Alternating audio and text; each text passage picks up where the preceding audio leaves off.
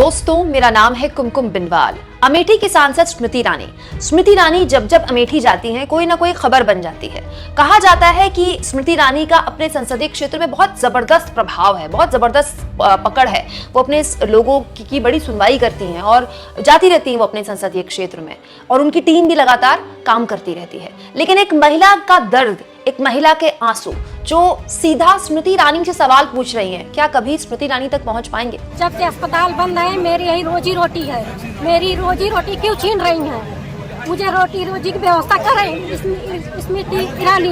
दोस्तों, आंखों में आंसू और भरा हुआ गला लेकर ये महिला केंद्रीय मंत्री और अमेठी की सांसद स्मृति ईरानी से सवाल पूछ रही हैं कि आखिर वो अपने बच्चों को, बूढ़े माँ बाप को क्या खिलाएं। मैं स्मृति ईरानी से बात करना चाहती हूँ, कैसे हम खाएं, क्या खाएं, कैसे खिलाएं बच्चों को। मेरी मम्मी की तबीयत खराब रहती है, पापा भी बूढ़े हैं, उनकी भी तबीयत खराब रहती है। मैं उनको क्या खिलाऊं और मैं क्या खाऊं? दोस्तों, विमला देवी अमेठी के संजय गांधी अस्पताल के उन 400 कर्मचारियों में से एक हैं जो बुधवार से धरने पर बैठे हैं। इसकी एक वजह है।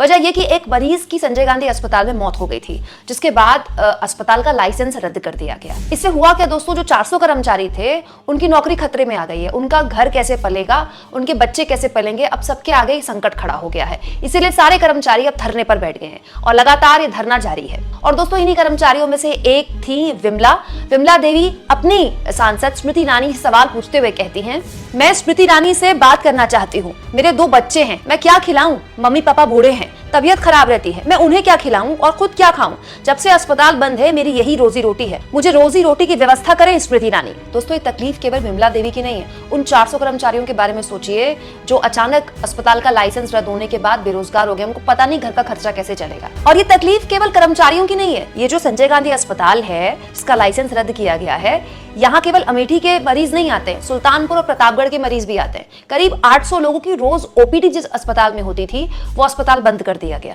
यहाँ मैं कतई नहीं कह रही कि जो चूक हुई, जिस मरीज की मौत हुई, उस पर कार्रवाई नहीं होनी चाहिए थी। अगर यही माकूल कार्रवाई थी, अगर लाइसेंस ही रद्द करना था, तो ये क्या जरूरी नहीं था कि जितने कर्मचारी वहां काम कर रहे हैं उनके रोजगार की व्यवस्था कर दी जाए, दूसरे अस्पताल में उनको लगा दिया जाए, और उससे भी इंपॉर्टेंट मरीजों के बारे में भी सोचा जाए, क्योंकि ऐसे बहुत सारे मरीज हैं जो उस अस्पताल से इलाज भी पा रहे होंगे। हर मरीज की इतनी हैसियत नहीं होती है कि वो प्राइवेट अस्पताल में चले जाए या किसी क्लिनिक में जाकर महंगी फीस देकर अपना इलाज करवा ले। यहाँ मरीजों का भी नुकसान हो रहा है और कर्मचारियों का भी नुकसान हो रहा है। और ये कर्मचारी 1, 2, 10, 20, 30 नहीं है, 400 कर्मचारी हैं। एक अमेठी जैसा संसदीय क्षेत्र जहां के 400 कर्मचारी धरने पर बैठे, बड़ी खबर है। और ये गूंज दोस्तों, जो भरा हुआ गला लेकर विमला देवी की आवाज से निकल रही है, ये गूंज हर हाल में अमेठी की सांसद और केंद्रीय मंत्री स्मृति ईरानी तक पहुंचनी चाहिए। अब आप बताइए, एक गरीब आदमी अपने सांसद से गुहार नहीं लगाएगा, उसके आगे आंसू नहीं बहाएगा, उससे मदद नहीं मांगेगा, तो फिर कौन है उसका सहारा?